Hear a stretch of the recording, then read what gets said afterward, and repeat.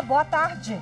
O isolamento social imposto pela pandemia provocou o aumento do consumo de álcool e de outras drogas entre os brasileiros. Uma situação que não só causa prejuízos à saúde, mas também traz problemas sociais graves, como a violência doméstica e acidentes de trânsito.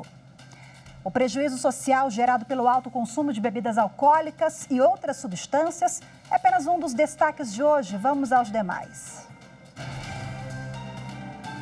O ministro Alexandre de Moraes, do Supremo Tribunal Federal, retorna para a Justiça Eleitoral ação penal contra José Augusto Ferreira dos Santos, fundador do Banco BVA. Supremo rejeita a incompatibilidade entre regras do setor de informática e incentivos da Zona Franca de Manaus. E ainda, Superior Tribunal de Justiça mantém indenização para o piloto Rubens Barrichello por uso indevido de imagem. De acordo com o processo, o piloto Rubens Barrichello teve, sem consentimento, sua imagem utilizada em uma série especial de revistas e miniaturas de carros de Fórmula 1.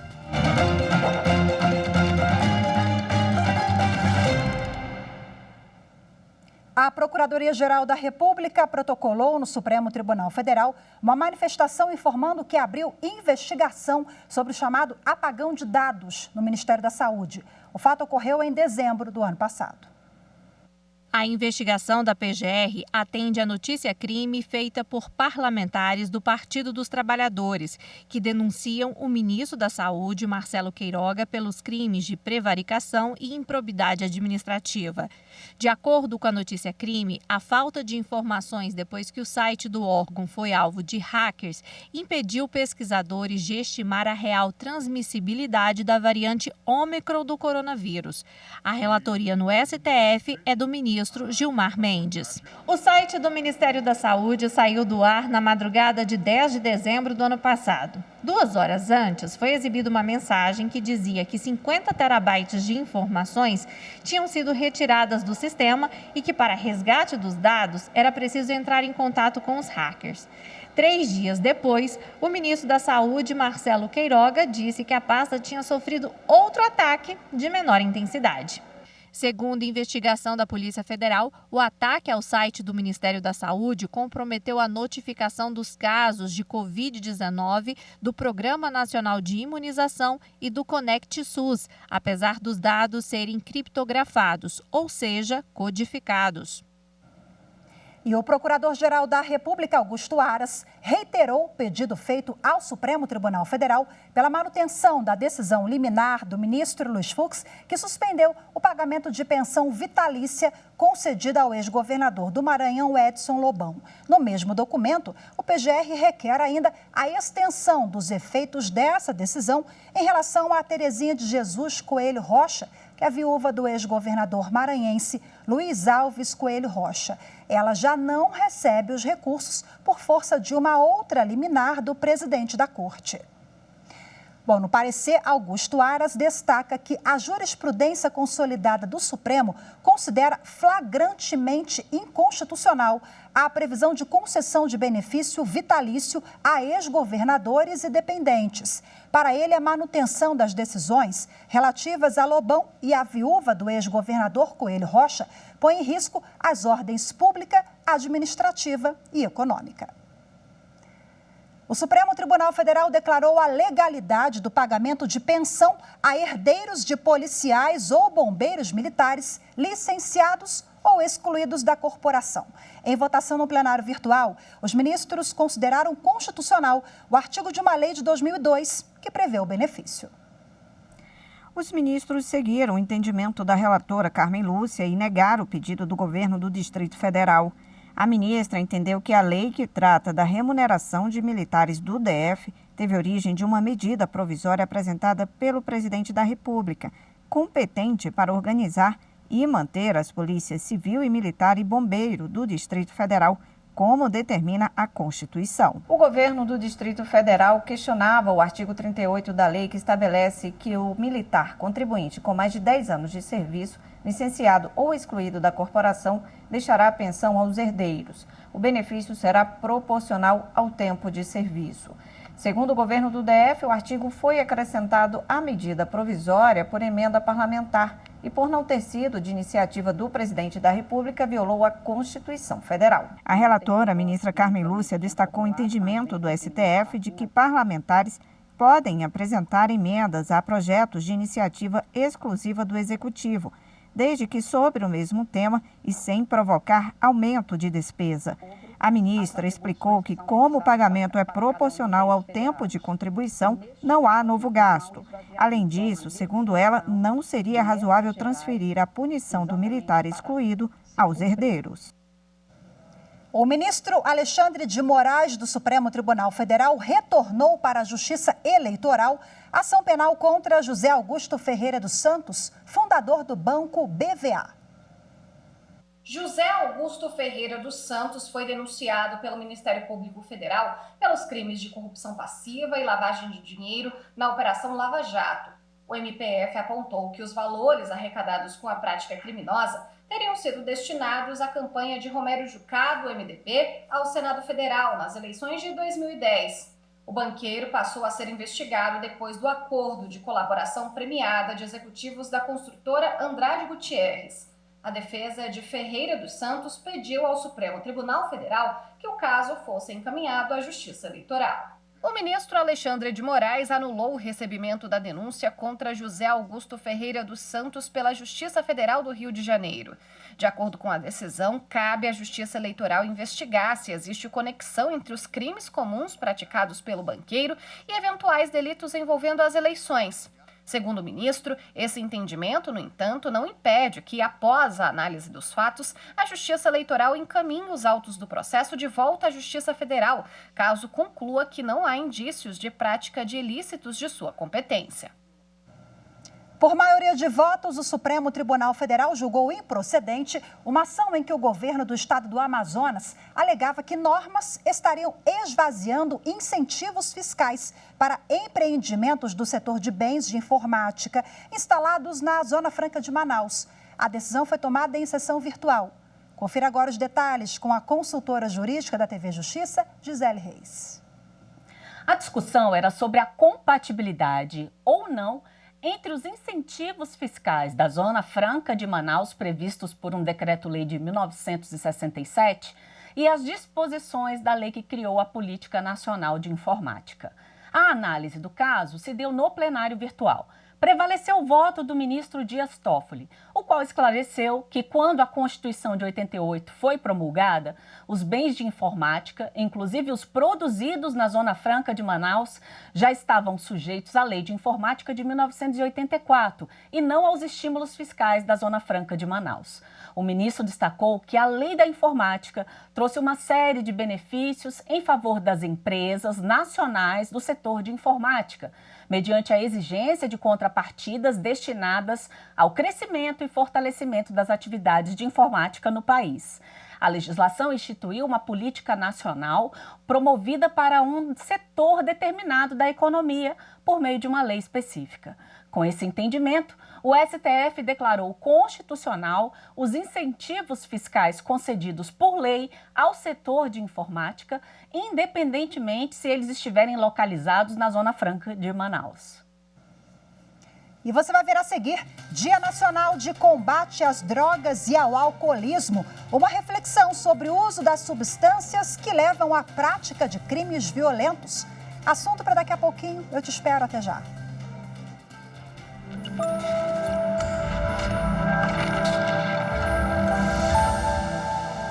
A nossa Constituição Federal, promulgada em 1988, ela contou com a colaboração de várias classes sociais na sua elaboração.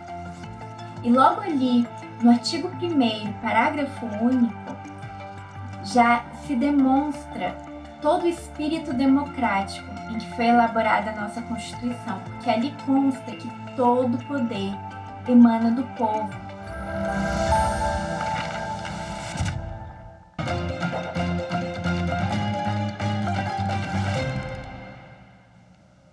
Neste domingo, 20 de fevereiro, foi o Dia Nacional de Combate às Drogas e ao Alcoolismo. O uso das substâncias, além de prejudicar a saúde, é um dos principais fatores para problemas sociais, inclusive para a prática de crimes. A imagem mostra Matheus Menezes, de 25 anos, momentos antes de perder a vida ao ser atropelado por um carro que passa em alta velocidade. O crime ocorreu na noite de 16 de janeiro, na pista do Guará 2, região administrativa do Distrito Federal. O motorista, Vinícius Couto Farago, de 31 anos, foi indiciado por homicídio doloso qualificado quando há intenção de matar. Vinícius dirigia sob efeito de álcool. A mãe da vítima pede por justiça. As pessoas precisam entender que a vida do outro vale tanto quanto a sua. A partir do momento que você dirige e bebe, automaticamente você está assumindo um risco de um acidente, onde pode causar a morte, que foi o caso do meu filho, até o próprio condutor pode vir a óbito por causa de uma imprudência dessa. Então, eu exijo que a justiça do homem seja feita. Um levantamento da Polícia Militar do Distrito Federal apontou que a mistura de álcool e direção vem aumentando. Em 2021, foram registradas 20.017 autuações de motoristas dirigindo embriagados, número bem maior que o registrado no ano anterior. A psiquiatra e presidente da Associação Brasileira de Estudos de Álcool e Outras Drogas, ABAD, Alessandra Dil, aponta que as propagandas de bebidas, as embalagens, a falta de fiscalização na venda para menores e serviços de delivery incentivam o uso do álcool cada vez mais cedo e que o alcoolismo é muito mais que uma doença e contribui para a prática de crimes como violência doméstica, acidente de trabalho e outras questões.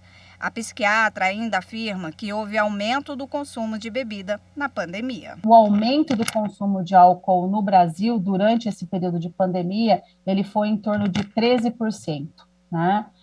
Nós também tivemos notícias do aumento de outras substâncias, com dados secundários do DataSUS, principalmente de benzodiazepínicos, ansiolíticos, nesse período de pandemia. O Brasil ele não ficou abaixo da média mundial de consumo de álcool, mas o que para mim é preocupante é que no nosso país o álcool, durante todo esse período de pandemia e ainda, né, segue sendo visto como um produto essencial e que o delivery, principalmente, é uma estratégia que foi tida como necessária nesse período. Bom, para a gente repercutir mais esse assunto, eu converso agora ao vivo com o 30º Promotor de Justiça de Campinas, Guilherme Ataíde Ribeiro Franco, que é especialista em dependência química pela Faculdade Paulista de Medicina. Olá, seja muito bem-vindo, boa tarde. Boa tarde, Rafaela, boa tarde a todos que estão vendo a TV Justiça. Uma honra estar aqui com vocês. Honra é nossa em falar sobre esse assunto tão caro, tão importante para toda a sociedade, né? Bom, nós temos uma série de políticas públicas e legislações que tratam sobre o tema álcool e drogas. Na avaliação do senhor, qual é o gargalo que nós temos ainda no que se refere à legislação no país para a gente avançar nessa questão, dar mais efetividade ao que já existe? Rafaela, sem trocadilho, mas até com base nas evidências científicas e no que vocês trouxeram agora, na dor de uma mãe, de uma lágrima inaudita. Nós temos uma excelente legislação de regulação do tabaco. Por isso que nós temos quase 100% dos ambientes coletivos e públicos do nosso país que são livres de tabaco. Mas em relação ao álcool, nós temos uma legislação muito fraca, uma legislação leniente.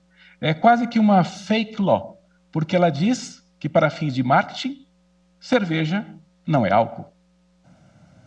Nossa, sensacional, porque a gente teve toda uma campanha, né, lá na década de 80, 90, a respeito do cigarro e os dados realmente comprovam que a gente consegue reverter com essa política pública mais efetiva. Bom, durante a pandemia, doutor Guilherme, o bar, ele veio para casa. As pessoas passaram a beber mais com confinamento e aí a gente pode falar também sobre questões emocionais, aquela fragilidade toda, né, pela situação que a gente ainda vive, essa questão da pandemia, perdas de vidas e tal. Mas, com isso, esse panorama todo, as famílias elas vão ter sequelas em relação a esse marido que passou a beber mais e descontar na esposa, esse descontrole provocado pela fragilidade do momento e pelo aumento no consumo do álcool? Rafaela, nós podemos dizer que o álcool em si, ele não é a causa da violência, mas ele acaba disparando, não é? Porque se nós formos falar principalmente em relação à violência doméstica, nós sabemos que isso é algo transgeracional e que tem que ser combatido desde os primeiros anos de escola, o respeito às questões de gênero. Mas os dados científicos dizem que o álcool está presente em 50% dos casos de violência doméstica. Quando o bar veio para dentro de casa pelo serviço de delivery, de entrega, é natural que isso se potencializou. E são dados da própria indústria. Foram 14 bilhões de litros de cerveja que foram vendidos em 2021.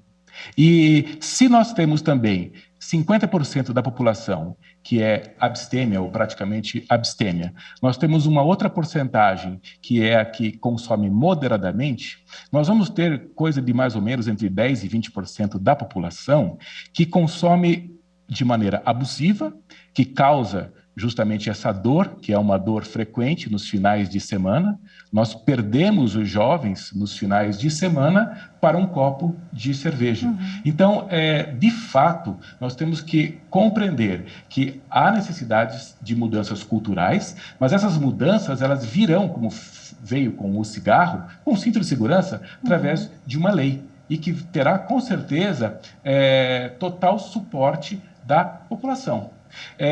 Ainda tenho que dizer que é o álcool que não só potencializa a violência doméstica, a violência no trânsito, causa absenteísmo no trabalho, impacta o SUS, mas e quantos casos de garotas que foram intoxicadas por álcool e outras drogas nas baladas, advindo daí estupros.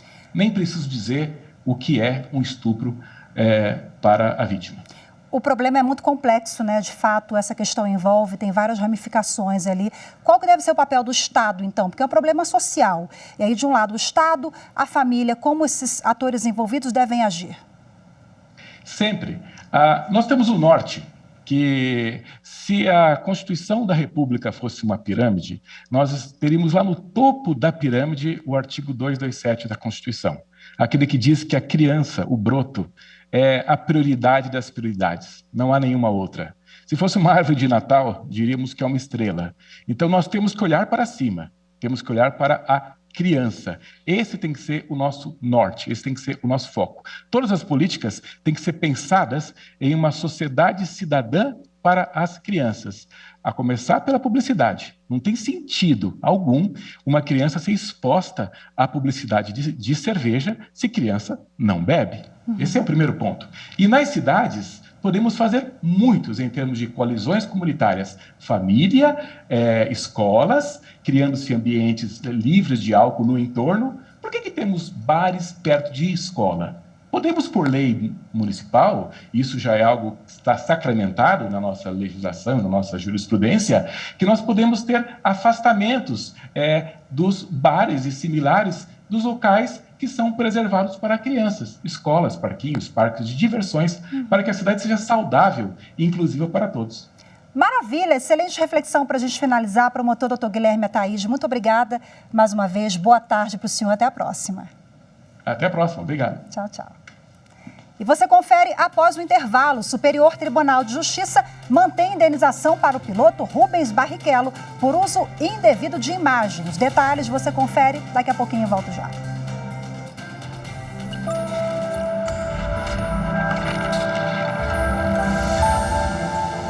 Um direito fundamental que deve ser visto pelos três poderes como uma via de desenvolvimento não só pessoal do estudante, mas uma via de desenvolvimento de todo o país. A importância da Constituição, eu considero o direito à educação, principalmente uma educação de qualidade, assegura o acesso e o cumprimento não só aos direitos mencionados, mas a todos os outros direitos previstos na Constituição.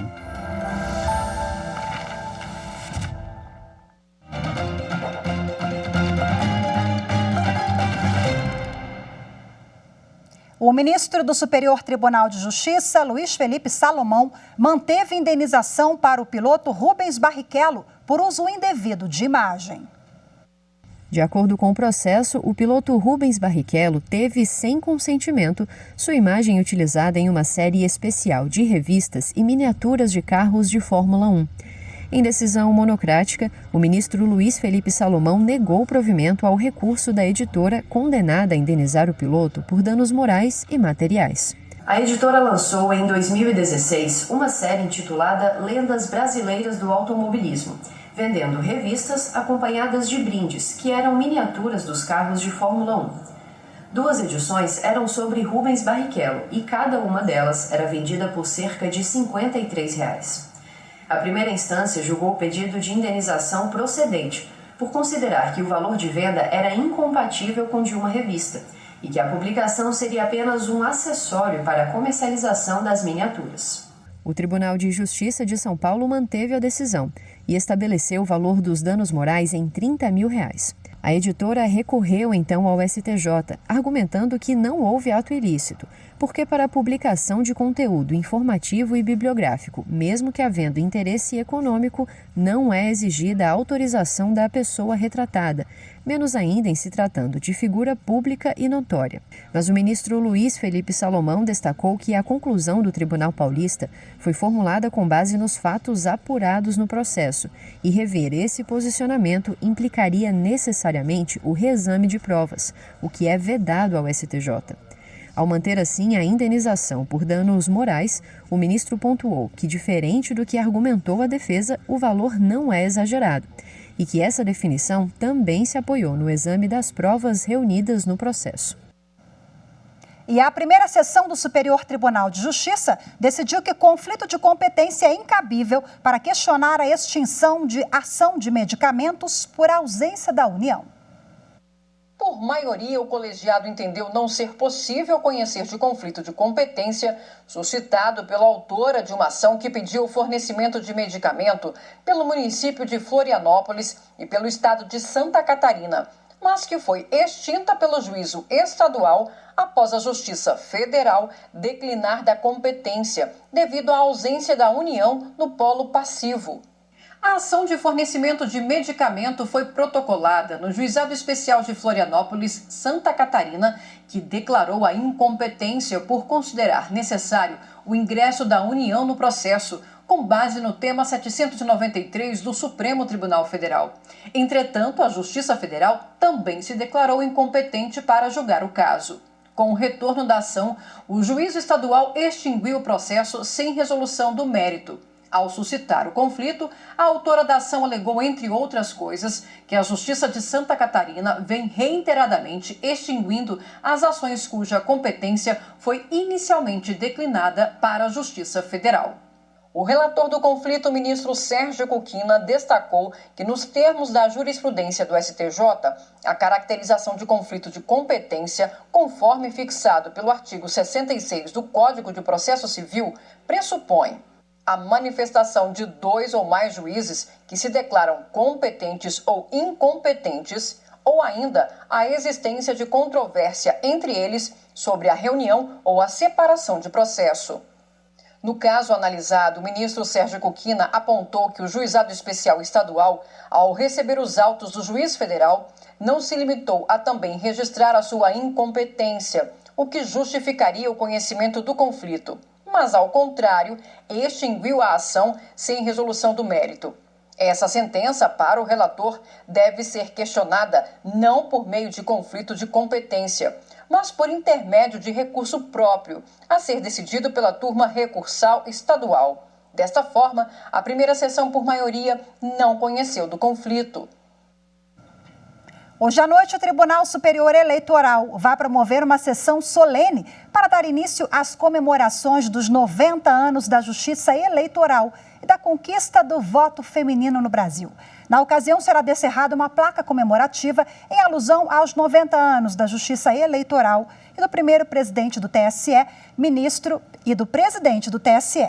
ministro Luiz Roberto Barroso. Bom, ele deverá anunciar o lançamento de um site que vai trazer informações sobre a atuação do tribunal durante as últimas 9 décadas e também sobre o voto feminino no país.